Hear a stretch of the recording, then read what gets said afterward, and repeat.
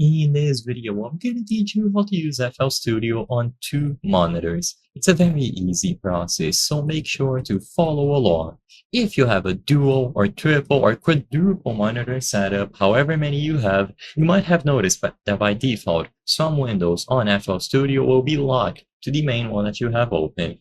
So there is actually a trick that you can use which allows you to freely control which window on FL Studio is going to go towards. So if you have multiple monitors, all that you have to do is on any window inside of FL Studio, click this arrow at the top left so you can find this arrow on any window that you have, any tab, and then one of the options is going to be detached. If you click on detached, it is going to detach the window from the main window of FL Studio. So in this example here, you can see the cutoff for the secondary monitor, and the window that was detached by using that option is now able to go into the second monitor here.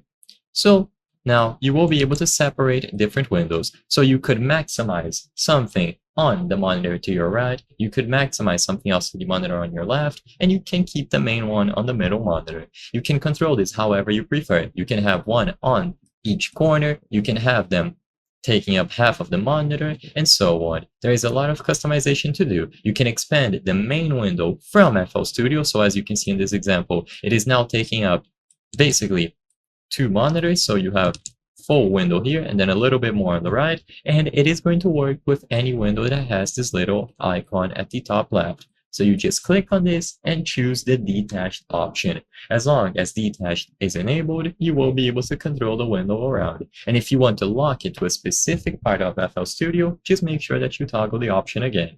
I hope I was able to help you on how to use FL Studio on two monitors. If this video helped you, please be sure to leave a like and subscribe for more very easy tips. Thank you for watching.